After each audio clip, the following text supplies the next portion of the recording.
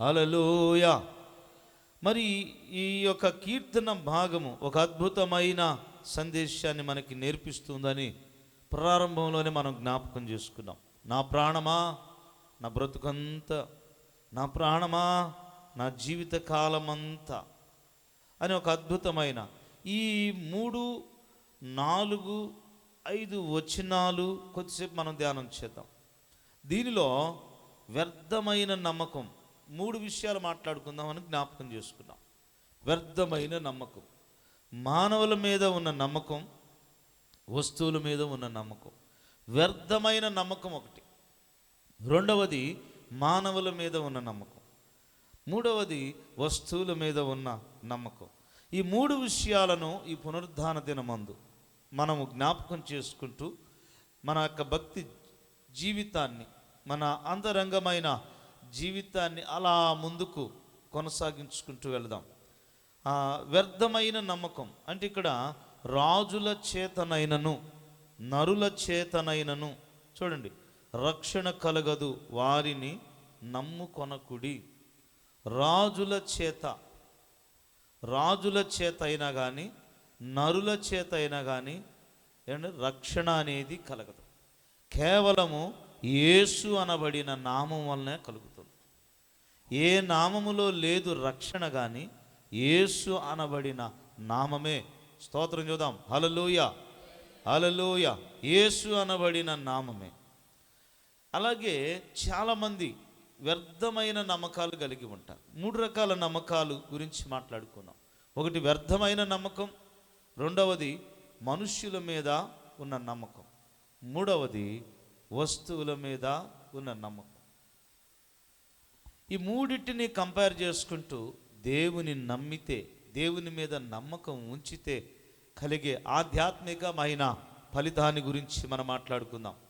52వ కీర్తన భాగం 7వ వాక్యంలో ఒక శ్రేష్టమైన మాటను మనం చూస్తాం. 52వ కీర్తన, దేవునిని తనకు దుర్గముగా నుంచుకొనక తన ధన సమృద్ధి యందు నమ్మిక ఉంచి తన చేటును బలపరుచుకొనిన వాడు వీడే అని చెప్పుకొనుచు అని చూచి నవ్వుదు. చూడండి, ఇక్కడ ధన సమృద్ధి యందు, చూడండి, దేవుణ్ణి తనకు దుర్గముగా నుంచుకొనక, దుర్గముగా నుంచుకొనక ధన సమృద్ధి అందు. ఏ సమృద్ధి అంట? ధన సమృద్ధి అందు. ధనమునందు నమ్మిక. అవును, దేవునిని దుర్గముగా ఉంచుకొనక. ఏదైనా డబ్బు చేసింది అంటూ ఉంటాం. డబ్బు ఎలా చేస్తుంది? డబ్బు చేయటానికి తాత్కాలికంగా కనపడింది. జీవితాన్ని మార్చేది డబ్బు కాదు, బ్రతుకును మార్చేది డబ్బు కాదు. జీవితం మార్చబడాలంటే, అంతరంగం మార్చబడాలి అన్నా, మనస్సు మార్చబడాలన్నా కేవలం దేవుని వాక్యం మాత్రం ద్వారా మాత్రమే జరిగించబడుతుంది. కానీ డబ్బు సారాయి తాగటానికి లేకపోతే ఇంకొక పాడు పని చేయటానికి ఉపయోగపడుతుందో కానీ దేవుని వాక్యం అలా కాదు. ఆ జీవితాన్నే బాగు చేసేది, ఆ పాడైన బ్రతుకునే మార్చేది. అయితే వ్యర్థముగా దేవుని దుర్గముగా నుంచుకొనక ధన సమృద్ధి నమ్మిక ఉంచి తన చేటును బలపరుచుకునేవాడు. అంటే తన చేదును, ఎవడు వీడు? దేవుడంటే భయము లేనివాడు, అతిశయముగా ఉంటూ ఉన్నవాడు, మోసము చేయవాడు, నాలుక నాశనము పలికే నాలుకగా కనబడుతూ ఉన్నవాడు, కపటమైన మాటలు కలిగినవాడు, నాశనకరమైన విషయాలలో ఉంటూ ఉన్నవాడు, ఇలాంటి పరిస్థితులు కలిగినవాడు దేవుణ్ణి దూరముగా చేసుకుంటారు, దుర్గముగా చేసుకోరు. దేవునిని దుర్గముగా చేసుకొనక దేవునిని దూరముగా చేసుకునే మనుష్యులు. ఇది వ్యర్థమైన నమ్మకం. ఏదైనా మనం డబ్బుతో సాధించవచ్చు, ఏదైనా డబ్బుతో చేయవచ్చు అన్న మాట తప్పు. కానీ దేవుని యందు నమ్మిక ఉంచటంలోనే ఉంది. చాలామంది వ్యక్తిగత జీవితాల్లో ఎలా ఉంటుందంటే వారి మనసును నమ్ముకునే వాళ్ళు కూడా ఉంటారు. మనసును నా మనసు ఏది చెప్తే అది చేస్తాను. మనసు చెప్పటం కాదు, దేవుని బిడ్డలు ఆలోచన చేసేది ఏంటంటే, నేను చేస్తున్న మనసు దేవుని వాక్యానికి అనుకూలంగా ఉందా, నేను చేస్తున్న తలంపు దేవుని వాక్యానికి అనుగుణంగా ఉందా, లోకము చేత జయించబడుతూ ఉన్నావా, వాక్యము ద్వారా లోకాన్ని జయించి నీ మనసును నిలుపుకుంటూ ఉన్నావా? ఈ ప్రశ్న మన జీవితాల్లో కనబడుతూ ఉండాలి.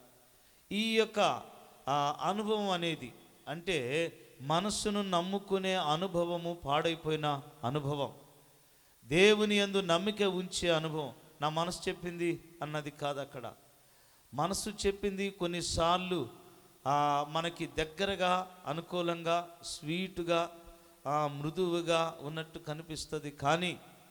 కానీ అక్కడ దేవుని వాక్యం అనేది విశ్వాస జీవితంలో లేనప్పుడు అది ఏమైందంటే ఆ బ్రతుకు పాడైపోతుంది, ఆ జీవితం పాడైపోతుంది. అందుకే 11వ అధ్యాయము సామెతల గ్రంథములో మనం చూస్తాం ఒక మాటను. 11వ అధ్యాయము 28వ వాక్యాన్ని మనం జ్ఞాపకం చేసుకుందాం. ధనమును నమ్ముకునివాడు పాడైపోతాడు, నీతిమంతుడు చిగురాకు వలె వృద్ధి నందుదురు. 28వ వచనం మనం చదువుతూ ఉన్నాం. ధనమును నమ్ముకునివాడు పాడైపోవును, నీతిమంతులు చిగురాకు వలె వృద్ధి నందుదురు. ధనమును నమ్ముకునివాడు పాడైపోతాడు, తర్వాత నీతిమంతులు ఎలా ఉంటారంట, చిగురాకు వలె ఉంటారని చెప్తూ అలానే 28వ అధ్యాయము, ఇదే సామెతల గ్రంథము 28వ అధ్యాయం 26వ వాక్యాన్ని మనం చూద్దాం. తన మనస్సును నమ్ముకునివాడు బుద్ధిహీనుడు, తన మనస్సును నమ్ముకునివాడు బుద్ధిహీనుడు. జ్ఞానము కావాలి, అదే మాట చెప్తున్నాడు. జ్ఞానముగా ప్రవర్తించువాడు తప్పించుకొనును. తన మనస్సును నమ్ముకునివాడు, మనస్సును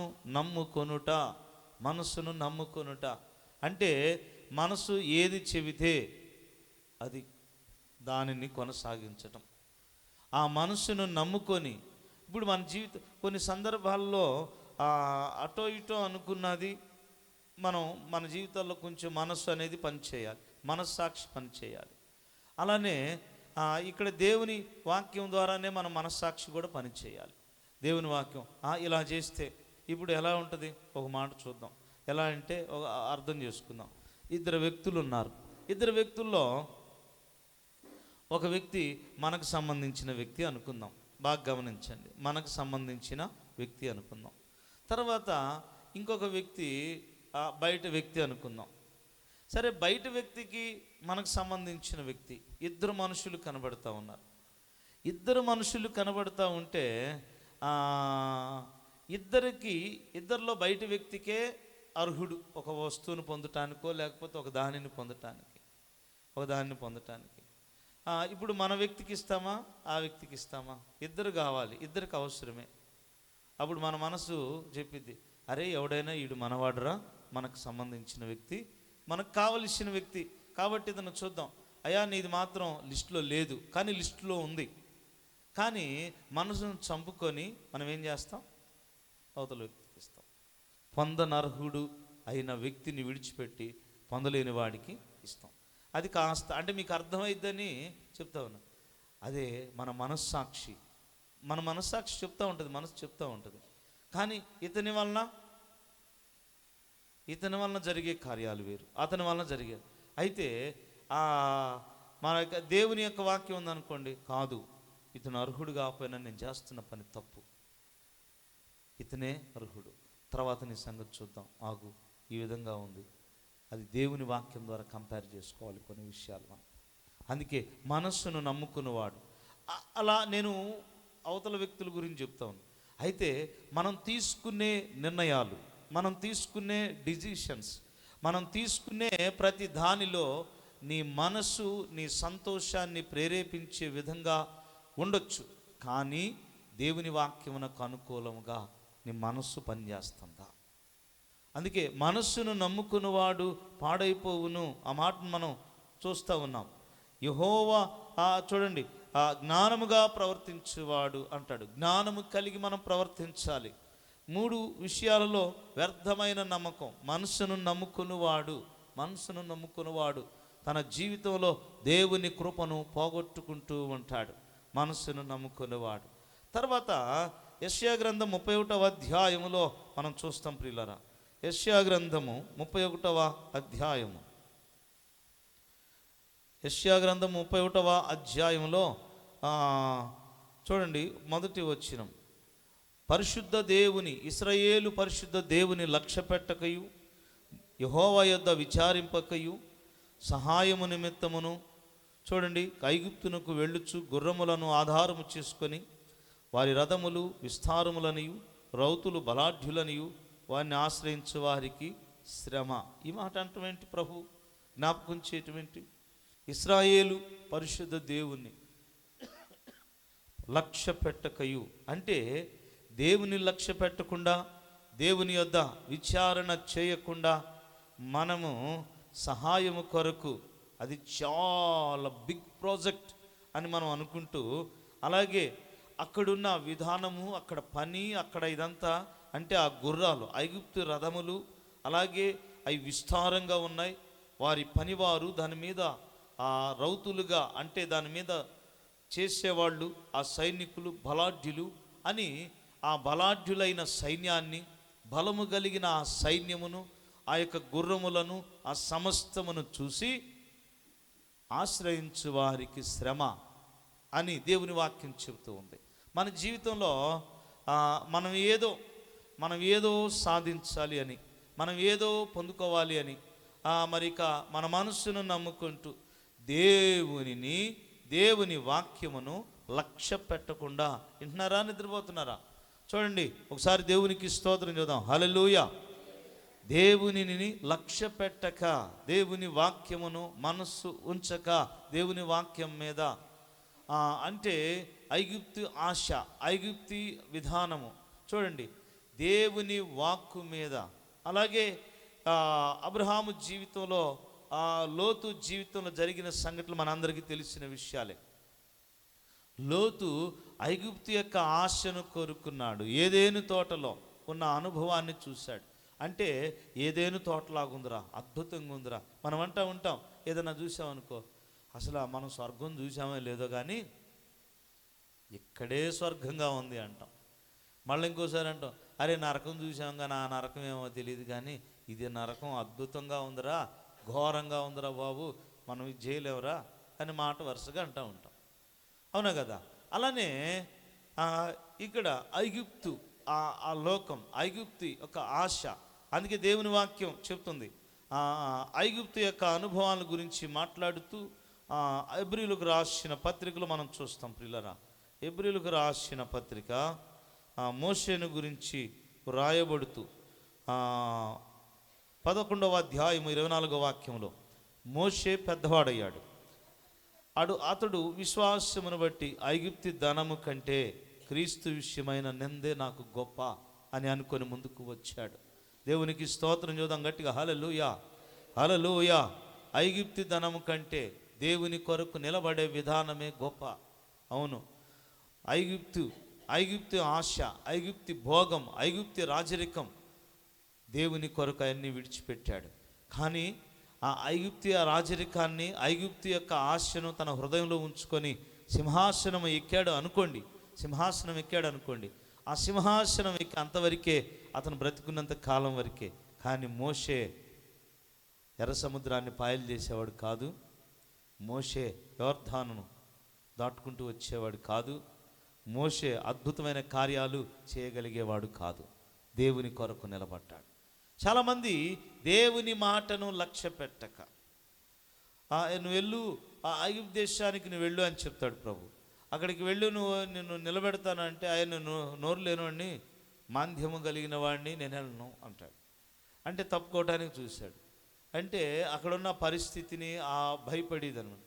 అయితే దేవుని మాటకు లోబడ్డాడు. అంతకుముందే లోబడి ఐగుప్తుని విడిచి వచ్చేశాడు, అంతకుముందే. అలాగే మన జీవితంలో ఇక్కడ వ్యర్థమైన వాటి యందు వ్యర్థమైన వాటి యందు మనస్సు ఉంచకుండా లోక సంబంధమైన అనుభవాలను కలిగి ముందుకు వెళ్ళేవాళ్ళు చాలామంది కనబడతా ఉంటారు. అందుకే చదవబడిన భాగము మనము ఇశ్రాయేలు పరిశుద్ధ దేవుని లక్ష్య పెట్టకయు దేవుని యొద్ద విచారణ చేయక సహాయము నిమిత్తం ఐగుప్తు గుర్రాలు ఆధారము చేసుకొని వారి రథాలు విస్తారములని రౌతులు బలాఢ్యులని వారిని ఆశ్రయించే వారికి శ్రమ. ఇది వ్యర్థమైన నమ్మకం. వాళ్ళు ఏదో చేస్తారు మనకి, వీళ్ళేదో చేస్తారు మనకి అని అనుకోవటం కాదు, దేవునిని ఆశ్రయించటంలోనే ఉంది. ఇర్మియా గ్రంథము 17వ అధ్యాయములో ఒక మాటను చూద్దాం. 17వ అధ్యాయము 5వ వాక్యం.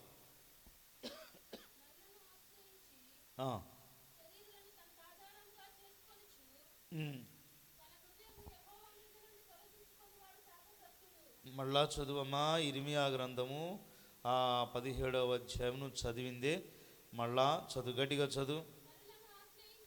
నరులను ఆశ్రయించి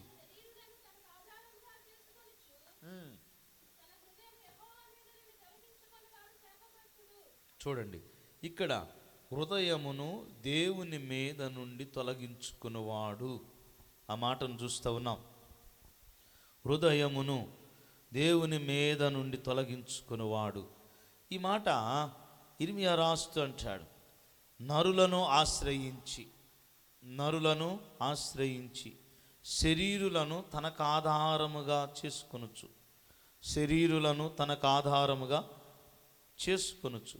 తన హృదయమును దేవుని మీద నుండి తొలగించుకుని వాడికి శ్రమ, శాపం. దేవుని వాక్యం చెప్తుంది, హృదయమును దేవుని మీద నుండి. చాలామంది తమ హృదయము దేవుని మీద ఆశ ఉండదు, మనుష్యుల మీదనే ఆశ్రయం కలిగి ఉంటారు. అలాంటి వాడు స్పష్టంగా గట్టిగా చెప్పబడిన మాట, వాడు శాపగ్రస్తుడు. వాడు శాపగ్రస్తుడు అంటే దీవెన లేని వాడు. అంటే అర్థమైందంటే తన మనస్సు దేవుని మీద ఉండకపోతే దేవుని ప్రభావం, దేవుని శక్తి ఎక్కడికి వెళ్తుంది? బయటికి వెళ్ళిపోతుంది. దేవుని మాట వినకుండా శరీరులను ఆసరాగా చేసుకొని, అంటే సౌలు జీవితంలో జరిగిన సంఘటన ఇది. సౌలు జీవితంలో ఏం జరిగింది? దేవుని సేవకుని మాట వినకుండా ఏం చేశాడు తెలుసా? తనంతట తానే బలి అర్పణ చేయటానికి వచ్చాడు. అంత మాత్రమే కాదు, మనుషులను సంతోషపెడటానికి మనుషుల మాటను తీసుకొని ఏనంటే ఆ యొక్క ఎద్దులను, ఆ పొట్టేళ్లను, బలిసిన వాటిని ఏం చేశాడు తెలుసా? దేవునికి బలివ్వటానికి ఇచ్చాడు. దేవుడేమని చెప్పాడు? నువ్వు మాత్రం చేయొద్దు అన్నాడు. దేవుడేమని చెప్పాడు? అది నువ్వు అన్నిటినీ సంహరించమన్నాడు, అన్నిటినీ పారదోలమన్నాడు, అన్నిటినీ చేతికి అప్పచెబుతున్నా, కొల్లగొట్టను. కానీ వన్ కండిషన్, నువ్వేది పట్టుకోవద్దు. అంటే పట్టుకోవద్దు, ఏది నువ్వు తీసుకోవద్దు, నేను నీకు అప్పగిస్తున్నాను, కొల్లగొట్టు అన్నాడు. నాశనం చేయి, డెస్ట్రాయిడ్ చేయమన్నాడు, నాశనం చేయమన్నాడు. దాన్ని ఏం చేయాలి? కొల్లగొట్టాలి, మొత్తం దాన్ని పడవేయాలి. దేవుని మాటకు దేవుడు చెప్పాడు, అది కాదు అన్నాడు. ఎంత విలువైనదైనా దేవుని కంటే ఎక్కువది కాదు, దాన్ని తీసాడు. అయితే ఇక్కడ జరిగిన విషయం ఏమిటి ఇక్కడ సౌలు జీవితంలో? అదే దేవుని ప్రభావం, దేవుని ఆత్మ అతనిని ఎడబాసింది. దేవుని ఆత్మ పక్కకి వెళ్ళిపోయింది. సౌలు జీవితం కొనసాగించబడింది. 38 సంవత్సరాలు 38 సంవత్సరాలు రాజుగా ఉన్నాడు. 38 సంవత్సరాలు రాజుగా ఉన్నాడు.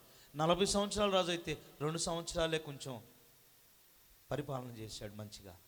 ఇక 2వ సంవత్సరం దాటిన తర్వాత దేవుని మాట పక్కన పెట్టేశాడు, దేవుని సేవకుని మాట పక్కన పెట్టివేశాడు. అతని జీవితంలో శాపగ్రస్తమైన జీవితం, దురాత్మ ఆవరించింది.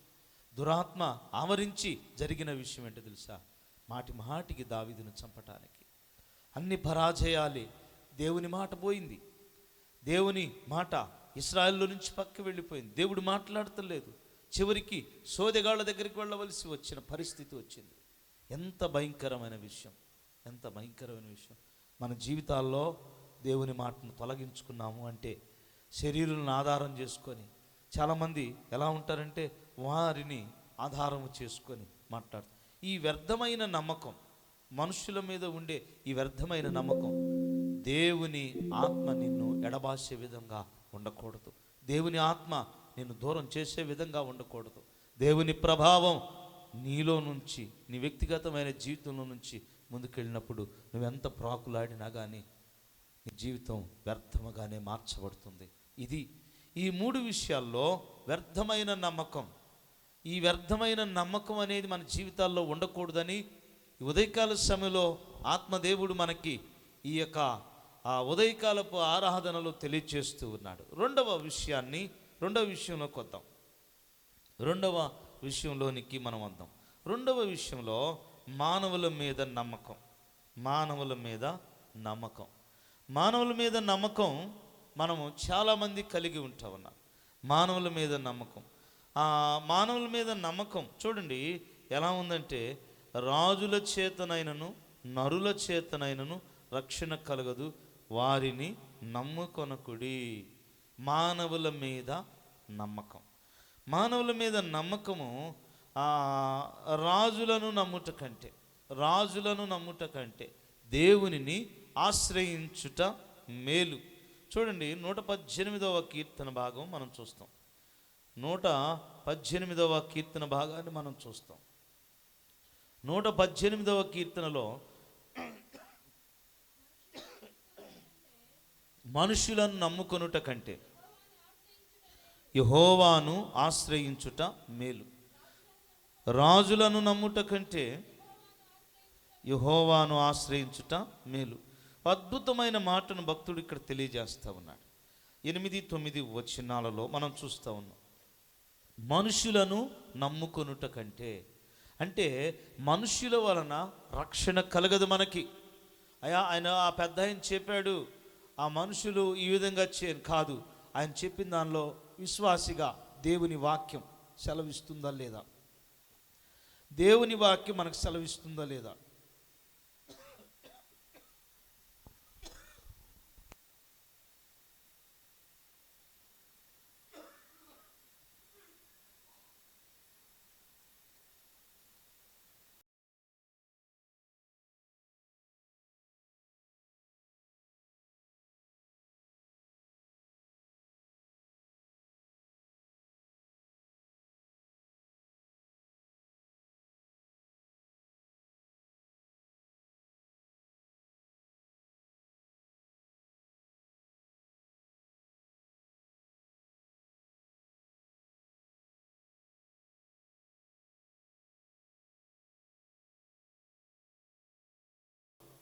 మనుష్యులను నమ్ముకొనుట కంటే యెహోవాను ఆశ్రయించుట మేలు.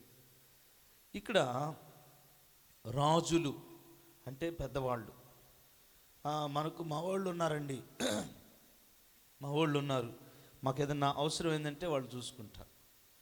ఒకనొక దినాన నీ అన్నవాడు ఎవరు కూడా రాడు, ఎవరు రారు. ఈరోజు తల్లి బిడ్డలు వేరవుతున్న సందర్భాలు, ఈరోజు అన్నదమ్ములు దూరం అయిపోతున్న పరిస్థితులు, రక్త సంబంధాలకి బంధాలకు, రక్త సంబంధాలకు అనుబంధాలకు దూరంగా ఉంటూ ఉన్న సమయాలు ఇవన్నీ. ఎంత భయంకరమైన విషయాలు. ప్రియమైన దేవుని బిడ్డలారా, మనుష్యులను నమ్ముకొనుట కంటే, నా వాళ్ళు ఉన్నారు పర్లేదు అన్నది కాదు. చాలామంది వారి నిర్ణయాలు ఎలా ఉంటాయి అంటే దుర్మార్గకరంగా కనిపిస్తూ ఉంటాయి నిర్ణయాలు. ఇలాంటి నిర్ణయాలు భయంకరంగా కనిపిస్తూ ఉంటాయి. ఇలాంటి సందర్భాల్లో మనం మనుష్యుల మీద కాదు, దేవుని మీద ఆధారపడటం. ఎందుకంటే జయమిచ్చేది దేవుడే, మనుష్యులు కాదు. అపజయాన్ని తొలగించేది, అపజయం మీద చూడండి, అపజయం అనేది మన జీవితంలో రానియకుండా దేవుడే మనతో ముందుకు వస్తాడు, మనతో యుద్ధం చేయటానికి. కాబట్టి మనుష్యులను నమ్ముకొనుట కంటే, మనుష్యులను ఆశ్రయించుట కంటే దేవునిని నమ్ముకొనుట మేలు. అందుకే రాజులను నమ్ముట కంటే దేవునిని ఆశ్రయించటమే మేలు. మనుషులు మనకేదో చేస్తారు, మా సహోదరుడు ఉన్నాడు, మా సహోదరి ఉంది, మా వాళ్ళు ఉన్నారు, ఎవరు రారు ఒక దినాన. ఇవన్నీ బంధాలు, రక్త సంబంధాలు ఇవన్నీ అంతరించిపోయే సందర్భాలు. ఎందుకంటే అలాంటి సందర్భాలు మనం ఈ లోకంలో చూస్తూ ఉన్నాం. ఇప్పుడున్న ప్రస్తుత పరిస్థితులు మనం చూస్తూ ఉన్నాం. రాజులను నమ్ముట కొంటే దేవునిని ఆశ్రయించటం మేలు. ఆయన పాదాల చెంత ఉన్నప్పుడు నీ జీవితం మార్చబడుతుంది. ఆయన పాదాల చెంత నువ్వు నిలబడినప్పుడు, ఆయన పాదాల చెంత నువ్వు చేరినప్పుడు నీ బ్రతుకు మార్చబడుతుంది, నీ సమస్తం మార్చబడుతుంది. మరి వాళ్ళేదో మనుషులమైన మనకేదో అన్నది కాదు, కానీ దేవుని మీద, మానవుల మీద నమ్మకం కాదు, దేవుని మీద. యెషయా గ్రంథం మనం చూస్తాం. యెషయా గ్రంథానికి ముందు ఒక మాటను జ్ఞాపకం చేస్తాను, రాజుల నమ్ముట కంటే. చూడండి, హామాను మొర్దెకై విషయంలో మన అందరికీ తెలిసిన విషయమే. హామాను సంగతి ఏం జరిగింది? ఇప్పుడు తన బలమును, తన పరిస్థితిని, వీటన్నిటిని చూసుకుని ఇశ్రాయేలు జాతిని నాశనం చేయాలని చూశాడు. ఎస్తేరు గ్రంథంలో మనం గమనిస్తాం. అలానే మొర్దెకై ఏం చేశాడు? తనను తాను రక్షించుకోవటానికి ఎస్తేరు దగ్గరికి వచ్చాడు. ఎస్తేరుకు సమాచారం అందించాడు. ఎస్తేరు, ఇదిగో మరి ఆపద అనేది మన జాతికి వచ్చింది, ప్రాణ భయం కలుగుతూ ఉంది, కొద్ది రోజుల తర్వాత మన జాతి అనేది అంతరించిపోతుంది, మనం ఏం ఉండం. కాబట్టి నువ్వు చేయవలసిన విధానం ఏమిటో తెలుసా? నువ్వు రాజుతో మాట్లాడు. అంటే అయ్యా, నేను రాజు దగ్గరికి వెళ్ళే పరిస్థితి లేదు అంటే, రాజు అంతఃపురంలో ఉండి నువ్వు సంతోషిస్తున్నావేమో, నీ దగ్గర నుంచి కాకపోతే ఇంకో దిక్కు నుంచి నాకు వస్తుంది. ఆ దిక్కే దేవుని దిక్కో. స్తోత్రం చూద్దాం గట్టిగా. హల్లెలూయా, హల్లెలూయా. అధికారులు కాదు అక్కడ, నీ ముందు అధికారులు నీకు ఆటంకాలు కలిగించినప్పటికి కూడా దేవుని సహాయము వలన మాత్రమే మనకు సహాయం దొరుకుతూ ఉంది అని మీ జ్ఞాపకం చేస్తూ ఉన్నాను. యెషయా గ్రంథం 2వ అధ్యాయంలో పిల్లరా, 2వ అధ్యాయము 22వ వచనం, 2:22 గట్టిగా చదవాలి.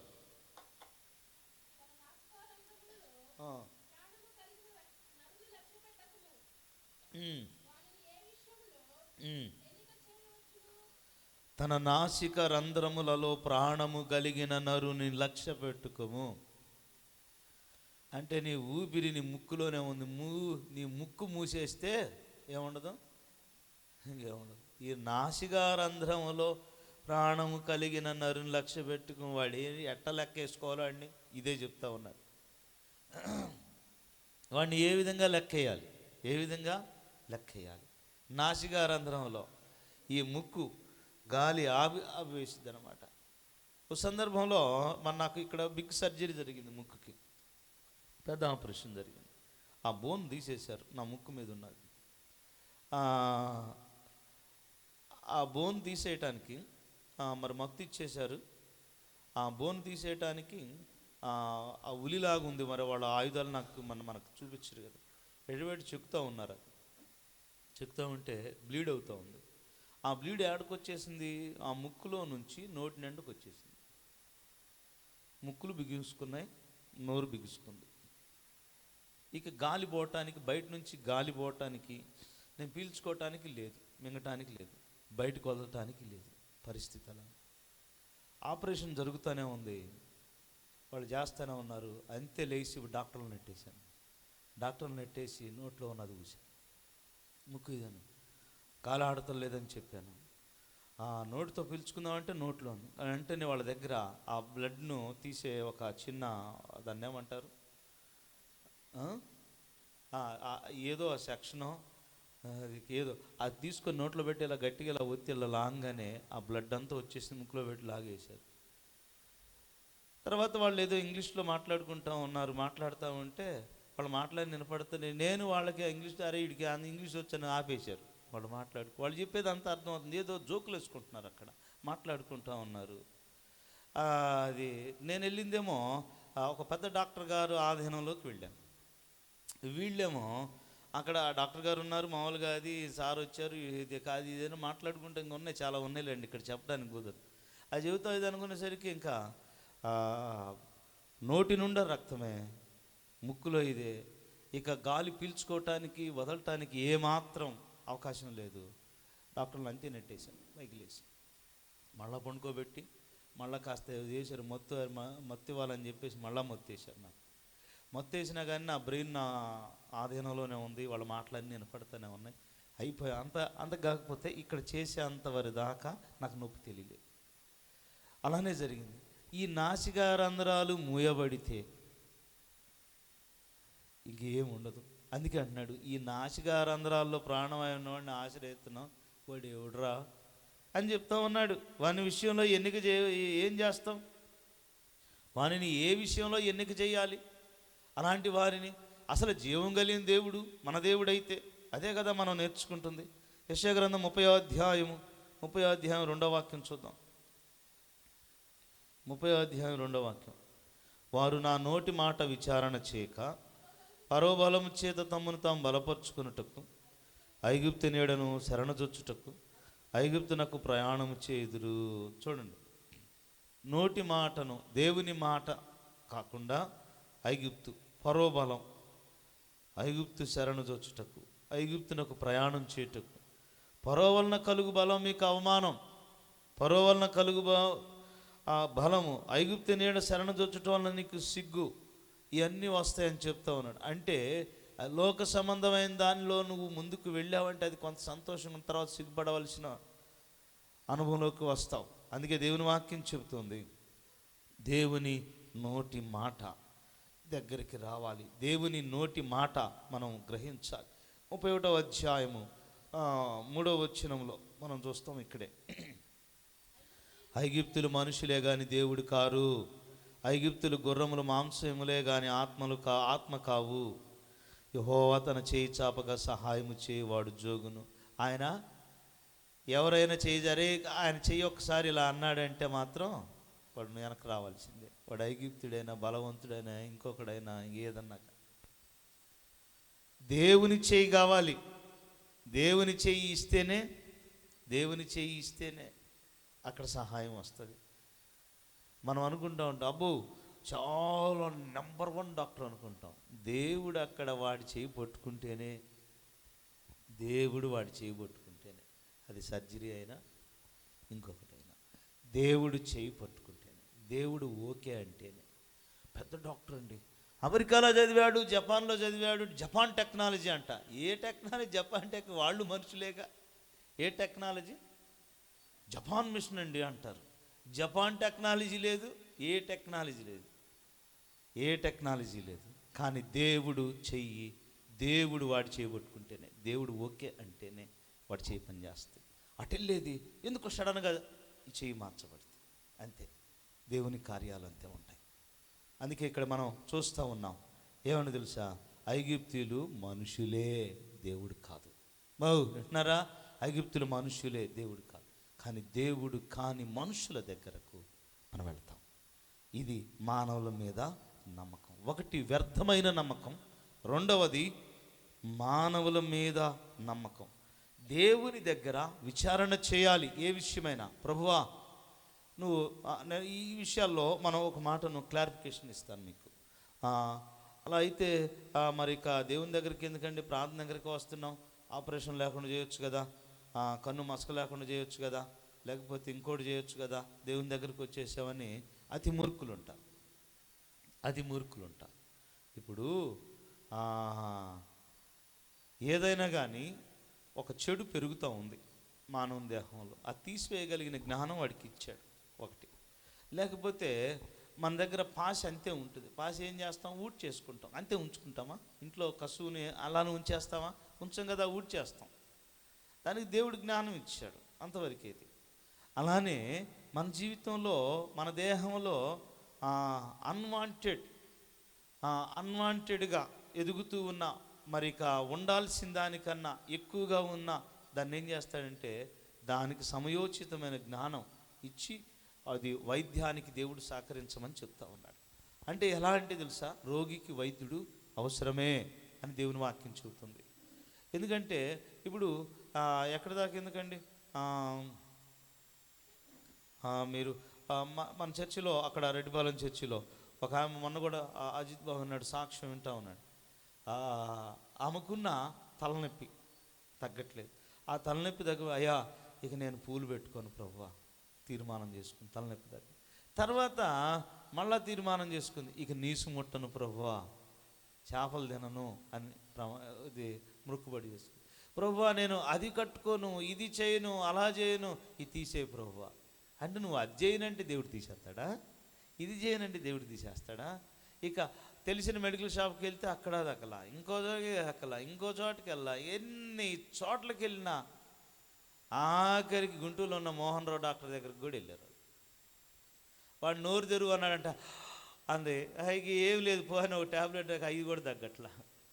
మరి మొత్తం అయిపోయాయి. ఎంత ఇది ఏం అక్కర్లేదు, నేను అయ్యా ఇదయ్యా ప్రార్థన చేయ అన్నీ అయిపోయినాయి. నేను ఒక చిన్న ట్యాబ్లెట్ ఇచ్చి ప్రార్థన చేసి ఇది వేసుకొని తగ్గిపోతుపో అన్న. అప్పటి నుంచి ఇప్పుడు వరకు రోగికి ఏం అవసరం? దేవుని దగ్గరకు వచ్చి విచారణ చేసి వెళ్ళాలి. దేవుడి దగ్గర తిరగముందంతా ఏమైంది అక్కడ? ఏ వ్యక్తి జీవితంలోనైనా దేవుని దగ్గరికి రావాలి, దేవుని దగ్గర విచారణ చేయాలి, ఖచ్చితంగా చేయాలి. దేవుని దగ్గర విచారణ చేస్తేనే మనకు ఆశీర్వాదం. స్తోత్రం చూద్దామా? హల్లెలూయా, హల్లెలూయా. అయితే ఇలాంటి లక్షణాలు కలిగి మానవుల మీద మనం నమ్మకం కలిగి ఉంటాం. ఒకటి వ్యర్థమైన నమ్మకం, రెండవది మానవుల మీద నమ్మకం. మూడవ మాట నేను ముగింపుకు వచ్చేస్తా ఉన్నాను, ఎందుకంటే ఎక్కువ సమయం కూడా నేను చెప్పడానికి ఇష్టపడతలేదు. కారణం ఏంటంటే నా అనారోగ్యమైన పరిస్థితి కారణం. కొంత ఎక్కువగా కంటిన్యూగా మాట్లాడుతూ ఉన్నప్పుడు వాయిస్కి రెస్ట్ లేకపోతే నాకు దగ్గు లాంటిది వస్తూ ఉంది. సరే, ఇలాంటి సందర్భంలో చాలామంది ఈ వచనాల భావాన్ని 3, 4, 5 వచనాలనే మనం జ్ఞాపకం చేసుకుంటూ ఉన్నాం. ఈ 3, 4, 5 వచనాల్లో ఉన్న ఒక అనుభవపూర్వకమైన ఒక మంచి సారాంశాన్ని మనము మరి నేర్చుకుంటూ ఉన్నాం. మూడవది వస్తువుల మీద నమ్మకం. దేని మీద నమ్మకం? వస్తువుల మీద నమ్మకం. అంటే యోబు గ్రంథంలో ఒక మాటను మనం చూస్తాం ప్రియులరా. యోబు గ్రంథము 31వ అధ్యాయము చూద్దాం. యోబు గ్రంథము 31వ అధ్యాయం 24వ వాక్యం. సువర్ణము నాకు ఆధారము చేసుకుని ఎడలను, నా ఆశ్రయము నీవేనని మేలిమి బంగారంతో నేను చెప్పిన ఎడలను, నా ఆస్తి గొప్పదని కానీ నా చేతికి విస్తారమైన సొత్తు దొరికినని కానీ నేను సంతోషించిన ఎడలను, నా ఆస్తి గొప్పదని కానీ నా చేతికి విస్తారమైన సొత్తు దొరికినని కానీ నేను సంతోషించిన ఎడలను, సూర్యుడు ప్రకాశించినప్పుడు నేను అతనినే కానీ, చంద్రుడు మిక్కిలి కాంతి కలిగి నడుచుకుచుండగా అతన్నే కానీ చూచి, నా హృదయమందు రహస్యముగా ప్రేరేపింపబడి వారి తట్టు చూచి నా నోరు ముద్దు పెట్టిన ఎడలను, పరమనున్న దేవుని దృష్టికి నేను వేస్తాను అవుతుంది. ఇక్కడ కొన్ని మనం చూసుకోవాలి. చంద్రుడు కనపడితే ముద్దు పెట్టుకుంటాం, లైట్ ఎలంగానే ముద్దు పెట్టుకుంటాం, అంటాం, ముద్దు పెట్టుకుంటాం. వాడు ఎవడండి? ఎవడాడు? వేషధారి. చాలామంది మరి అది కనపడి ట్రా నీ మొహం చూద్దాం. నీ పాడు మొహం చూస్తే ఎవరికి ఏమన్నా వస్తుందా? పాడు మొహం చూస్తే, పాడు మొహం కాదులేండి, ఎర్రమొహం చూద్దామని ఎర్రమొహం చూస్తే వచ్చిందా? ఎర్రమొహం చూసినా ఏముండదు, కర్రి మొహం చూసినా ఏముండదు.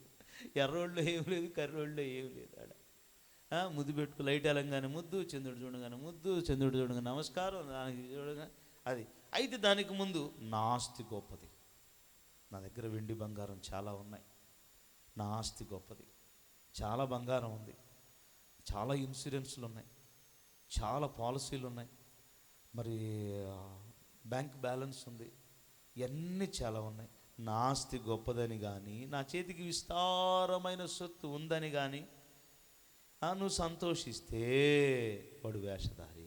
ఎందుకంటే అది ఇచ్చింది నేనే అంటున్నాడు ఇక్కడ. నీకు ఉద్యోగం ఇచ్చింది నేనే, నీకు వివాహం చేసింది నేనే, నీ వివాహం చేసింది నేనే, నీకు సమస్తం ఇచ్చింది నేనే, నీ కష్టమును నిలబెట్టింది నేనే, మొత్తానికి నేనే, ఇంకేమి లేదని ఓ పక్కకు వచ్చి వస్తువుల మీద నమ్మకం. ఇదిగో ఈ బంగారం ఉంటేనే ఎంత ఇల్లు కట్టాను, ఈ బంగారం ఉంటేనే ఇది ఎంత అందంగా నేను ఈ బంగారం ఉంటేనే. నీ బంగారం ఒకరోజు ఏమైంది? పాడైపోతుంది. నీ బంగారం ఎక్కువగా ఉన్నా కరువు నుంచి నీకు రక్షణ ఇవ్వలేదు, కరువు నుంచి నీ ఆకలిని తీర్చలేదు. ఒకవేళ శ్రమ నుండి కాపాడుతుందేమోనని కొంతవరకు నిన్ను కాపాడినట్టు కనబడుతుంది, కానీ దేవుడు ఆకాశ మార్గాన్ని మూసివేసి మేఘాలను బంధించి పంట అనేది లేకుండా చేస్తే నీ బంగారం ఏం చేసుకోను? లక్షల కోట్ల రూపాయలు కరోనాలో ఎంత ఖర్చు పెట్టినా కానీ, కోట్ల రూపాయలు ఖర్చు పెట్టినా కానీ ఏమీ లేదు, ఏమీ లేదు. కోట్ల రూపాయలు ఖర్చు పెట్టినా ఆ ఇంగ్లాండ్లోనే ఎక్కడో ఒక 2-3 మూటలు పెద్దవి తీసుకొచ్చాడంట. ఇదిగో ఈ డబ్బులు అని ఇసిరేస్తాను, ఇది మా అమ్మను బ్రతికించలేదు, మా అన్నను బ్రతికించలేదు, ఎవరిని బ్రతికించలేదు, ఈ డబ్బు పనికిరాదు, ఇది వద్దు, ఇసిరేశాడు. కొంతమంది ఆయన చూసి ఏరుకోవటానికి వెళ్ళారు కూడా, ఇసిరేశాడు. ఇది బ్రతికించలేదు, ఇది జీవము లేనిది, బ్రతుకును మార్చలేనిది, ఆరోగ్యము ఇవ్వలేనిది, స్వస్థత కార్యము జరిగింపలేనిది, భయంకరమైనది ఇదే. అందుకని బంగారమును, ఆస్తి, సూర్యుడు, చంద్రుడు మనకి ఏది అక్కరికి రాదు, మనకి ఏది కూడా అక్కరికి రాదు. కొంచెం ముందు జరగండి. ప్రియమైన దేవుని బిడ్డలారా, ప్రియమైన దేవుని బిడ్డలారా, చూడండి ఇక్కడ బంగారం కానీ, ఆస్తి కానీ, సూర్యుడు కానీ, చంద్రుడు కానీ ఏది కూడా వస్తువుల మీద నమ్మకం. ఒక ఆమె అనుకుందంట, అది అరే మీరు చూసేది ఏందిరా, నా తాడు చూసిద్ది అందంట. ఏం చూసిద్దంట? నా తాడు ఎంతలా ఉందంట? అది చాలా మందంగా ఉందంట. ఇది ఎప్పుడు చచ్చిందా? అప్పుడు ఆ తాడుని తీసుకొని ఉపయోగించుకుందామని కొడుకు కోడళ్ళు చూస్తున్నారంట. నా తాడు చూసిద్దాం, సావట్లేదంట. బాగా అది నాకిచ్చిద్దిలే తాడని చెప్పేసి పొటాపోటిన కోడళ్ళు బాగా పెట్టి ఆరోగ్యవంతురాలు అవుతుంది, కానీ సావట్లేదురా, చచ్చేటట్టు ఉందంటుండగా సావట్లేదురా అని చెప్పేసి ఆ తాడు కోసం ఎవరు చూడడం కానీ, ఏందా మీరు చూసేది, నా తాడు చూసిద్దా అంటుందంట ఎవరు వచ్చినా కానీ. మొత్తానికి వాళ్ళు తాడునే చూశారు, ముసలమ్మని చూడాల. ఒక రాత్రి ఆమె చంపేశారంట, గాలి ఆడకుండా ఊపిరి ఆడకుండా చేశారు. ఒకటి నిద్ర పట్టక బయట కట్టి ఇటు వచ్చి ఏందా శబ్దాలు అవుతున్నాయి అని ఆ కిటికీ సందులో నుంచి చూసిందంట వాడు, పక్కోడు.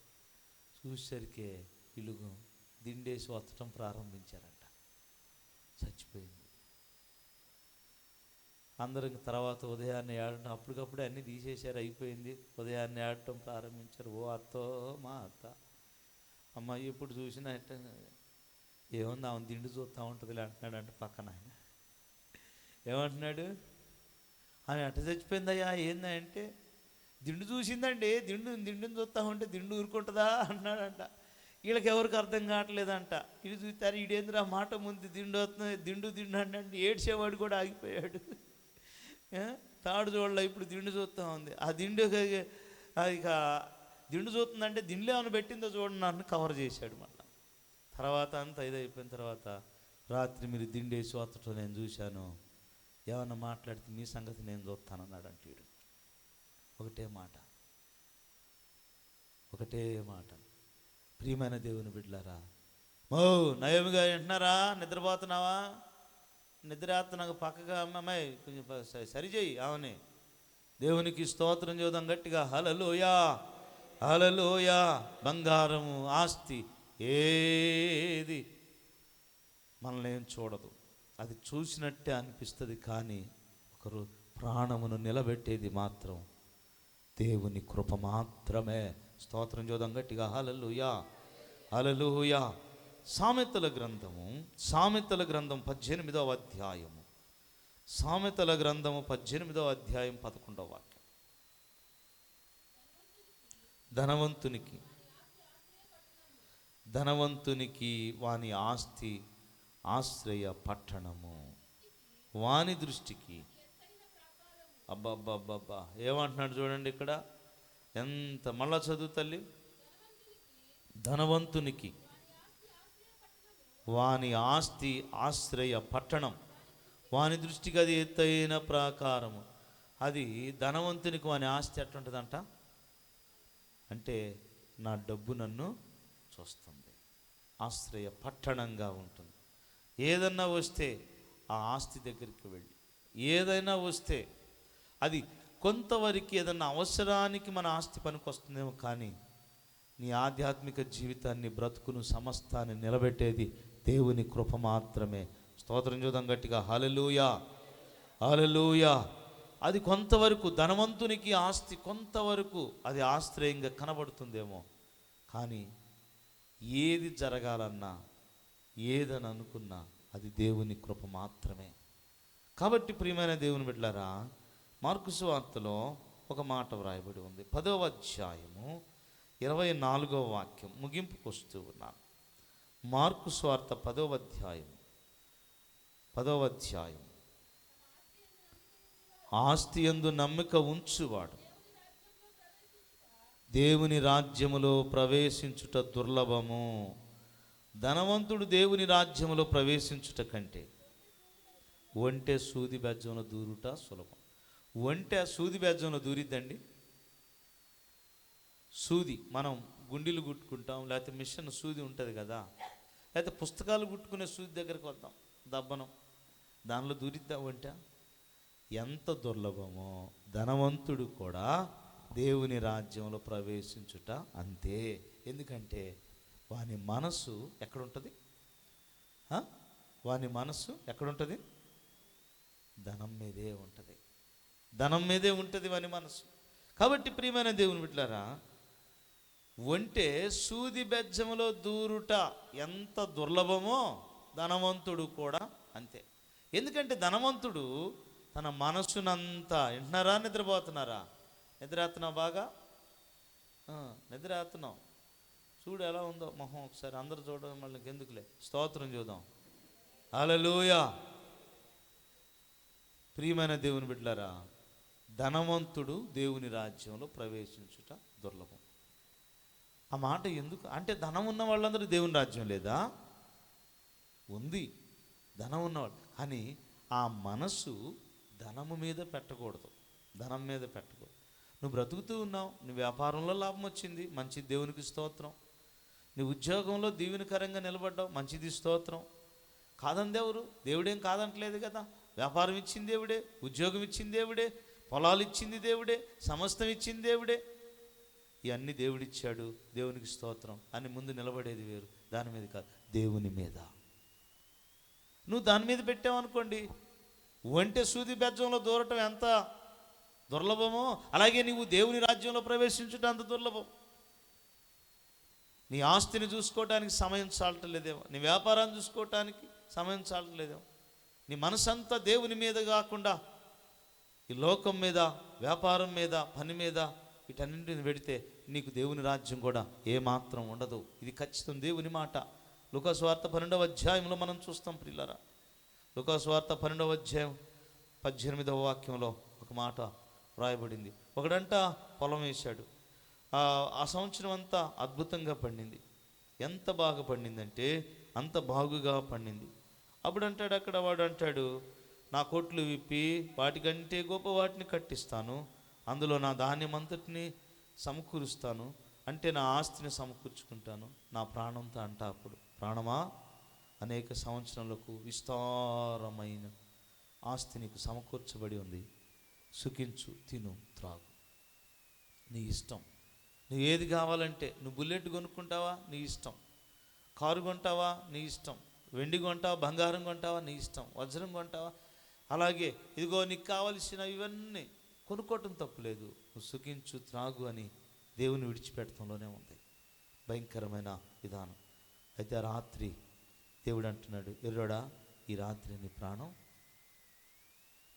నేను తీస్తే నువ్వు ఎక్కడికి వెళ్తావు? నీ ఆస్తి ఏమైతే, నీ ఆస్తి, నీ అంతస్తు నువ్వు సంపాదించుకున్నది ఏమవుతుంది? ఏమీ ఉండదు. కాబట్టి ప్రియమైన నా ప్రాణమా తినుము. నువ్వు 10 అంతస్తులు కట్టినా, వెండి బంగారాలు ఉంచినా, ఎన్ని ఇది అనుకున్నా, దేవుని మీద నీ మనసు లేకపోతే, ఇది నీకు నాకు మనందరికి సంబంధించిన మాట. 3 విషయాలు జ్ఞాపకం చేసుకుంటున్నాం. ఒకటి వ్యర్థమైన నమ్మకం, రెండవది మానవుల మీద నమ్మకం, మూడవది వస్తువుల మీద నమ్మకం. నా ప్రాణమా తిను, తాగు. నీ పొలం చూసి, నీ ఉద్యోగం చూసి, నీ రాబడిని చూసి నాకేం బాధ లేదులే అని దేవుని దగ్గరికి రాకుండా, దేవుని సన్నిధిలో నిలబడకుండా, దేవుని మాట నీ హృదయంలో ఉంచుకొనకుండా, దేవుని వాక్య ప్రకారంగా నువ్వు నడవకుండా ఉంటే అది నీకు నిరుపయోగమేనని మీకు జ్ఞాపకం చేస్తున్నా. నా ప్రాణమా తిను తాగు సుఖించు. నువ్వు చెప్పవలసింది తెలుసా? నా ప్రాణమా తినుము త్రాగుము, దేవుని బట్టి సంతోషించు. దేవుడికి ఇచ్చాడు. తాగమంటే సారాయి తాగటం కాదు, తాగమంటే ఏదో చేయటం కాదు, సుఖించమంటే పాపం చేయటం కాదు. దేవునికి ఇచ్చాడు. ప్రభా ఇది నువ్వు నాకు ఇచ్చావు అని దేవుని బట్టి దేవునికి కృతజ్ఞతాస్తుతులు చెల్లిస్తూ. అందుకే పౌలు అంటాడు తిమోతికి రాసిన మొదటి పత్రిక 6వ అధ్యాయంలో 6వ అధ్యాయము 17-18 వచనాల్లో, ఇహమందు ధనవంతులైన వారు గర్విష్ఠులు కాక, అస్థిరమైన ధనమయందు నమ్మిక ఉంచక, సుఖముగా అనుభవించుటకు సమస్తమును మనకు ధారాళముగా దయచేయు దేవుని యందే నమ్మిక ఉంచుడని ఆజ్ఞాపించము. పౌలు తిమోతికి రాస్తూ అంటాడు అద్భుతమైన మాట. ధనవంతులైన వారు గర్విష్ఠులు కాకూడదు అని, అస్థిరమైన ధనమయందు నమ్మిక ఉంచొద్దని చెప్పు అంటున్నాడు.